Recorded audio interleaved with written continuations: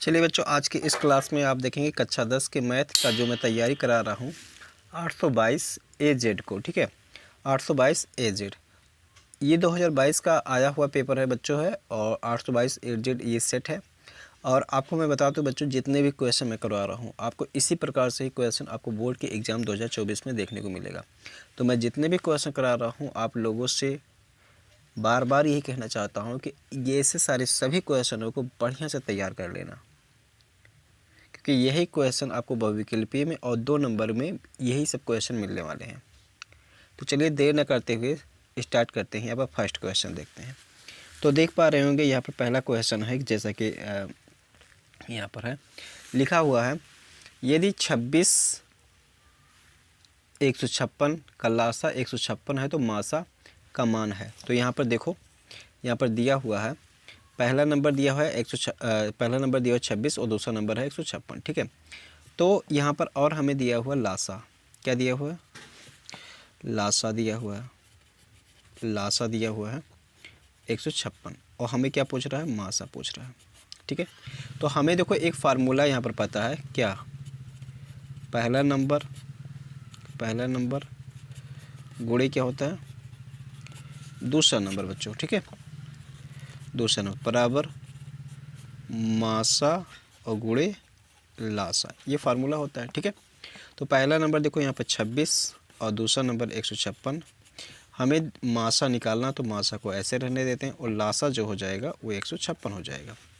अब देखें 26 गुणे 156, 156 इधर गुणा में है, इधर आके भाग हो जाएगा, तो 156 हो जाएगा बराबर हो जाएगा मासा। ठीक है, अब देखो 156 कट जाएगा, तो यहाँ पर मासा बराबर कितना आ जाएगा बच्चों, मासा बराबर 26 आ जाएगा, जो कि ये आंसर हो जाएगा। ठीक है, इस तरीके से ये क्वेश्चन यहाँ पर ऑप्शन नंबर जो है वो ऑप्शन नंबर आपका सही हो जाएगा, ये सेकंड वाला ऑप्शन सही हो जाएगा। ठीक है बच्चों, सेकंड वाला ऑप्शन सही हो जाएगा। ठीक, अगला क्वेश्चन देखेंगे इसी क्रम में। अगला क्वेश्चन देखो दिया हुआ है कि द्विघात समीकरण 2x² - 4x + 1 = 0 की मूल है। ठीक है, तो इसमें ऑप्शन जो दिया गया है वो वास्तविक और बराबर, दूसरा है वास्तविक और भिन्न, तीसरा वास्तविक नहीं, और चौथा है वास्तविक। ठीक है, तो देखते हैं हम इसका मूल निकाल के देखते हैं क्या आता है। ठीक है, तो मूल निकालने के लिए हम क्या करेंगे, इसको ऐसे रहने देते हैं। तो 2x² - 4x + 1 = 0। ठीक है, ये चीज़ें दिया हुआ है। तो देखो इसमें हम जो है यहाँ पर अगर ax² + bx + c = 0 से कंपेयर यहाँ पर करोगे, तो यहाँ पर देखो क्या क्या मिलेगा, a = 2, b = -4, c = 1। ठीक है, तो यहाँ पर देखो जब हम ये द्विघाती सूत्र से ऐसे लिखेंगे, द्विघाती सूत्र लगाएंगे, तो ये क्या होता है द्विघाती सूत्र, इसको देखो यहाँ पर हो जाएगा x बराबर -b + -√में b² - 4ac अपान हो जाता है 2a, ये फार्मूला है। ठीक है, आगे देखें -b, तो माइनस ऐसे ही माइनस ये 4 हो जाएगा, प्लस माइनस √ में b² मतलब बच्चों कितना, 4 का -4 -4a 2 और c ऐसे हो जाएगा, और बट्टे जो हो जाएगा वो बट्टे 2 गुणे 2 हो जाएगा, इस तरीके से। ठीक है, आगे इसको सॉल्व करते हैं तो देखते हैं, इधर देखो माइनस माइनस प्लस हो जाएगा, तो 4 ऐसे को प्लस माइनस, इसको देखो इसका -4 का स्क्वायर कितना हो जाएगा 16, माइनस 4 दूना 8 और ये 8 हो जाएगा, और बट्टे जो है वो हो जाएगा 4। ठीक है, इस तरीके से यहाँ पर +4 + माइनस √ में ये हो जाएगा 8। ठीक है, और यहाँ पर हो जाएगा 4। ठीक है, इस तरीके से हम जब इसको सॉल्व करेंगे तो देखिए यहाँ पर क्या नाम से, इसको जब प्लस चिन्ह लेंगे यहाँ पर लिख सकते हैं, यहाँ पर ऐसे प्लस चिन्ह लेने पर,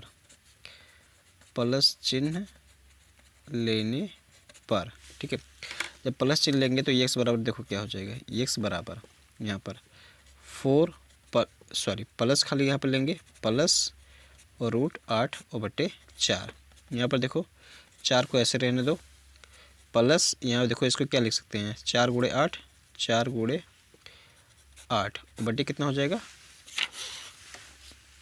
बटे 4 हो जाएगा। ये देखो 4 और प्लस 4 का वर्गमूल कितना हो जाएगा, 2 हो जाएगा। तो ऐसे लिख देंगे बटे 4, ठीक है।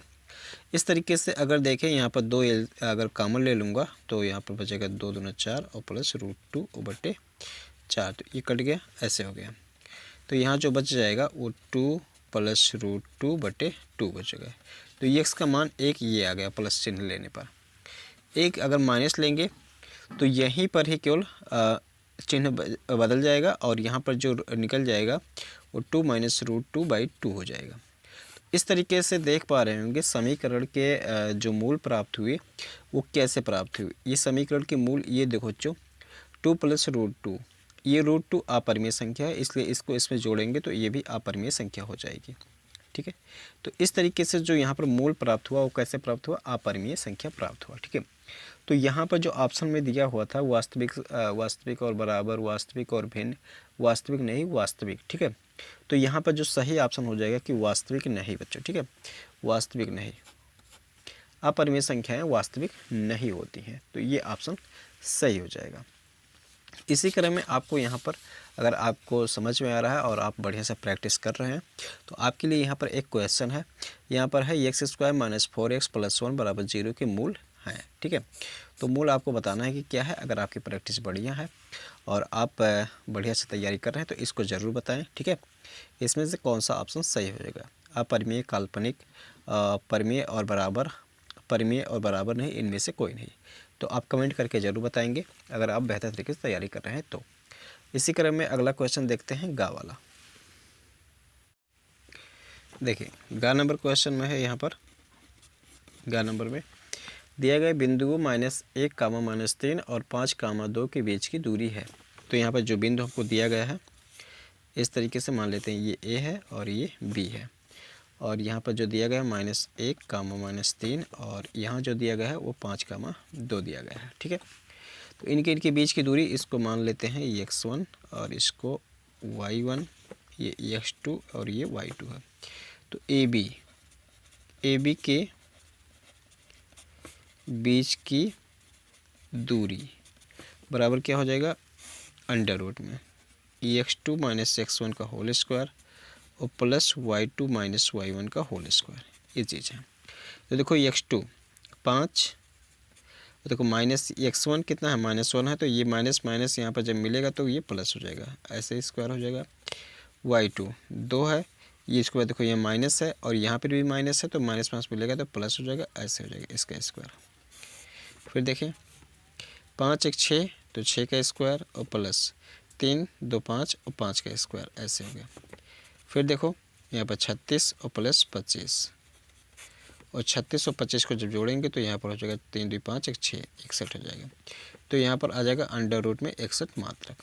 अब यह देखो कौन सा ऑप्शन सही है, तो यहाँ पर ये फर्स्ट वाला ऑप्शन सही है, तो यहाँ पर फर्स्ट वाला ऑप्शन सही हो जाएगा, ठीक है।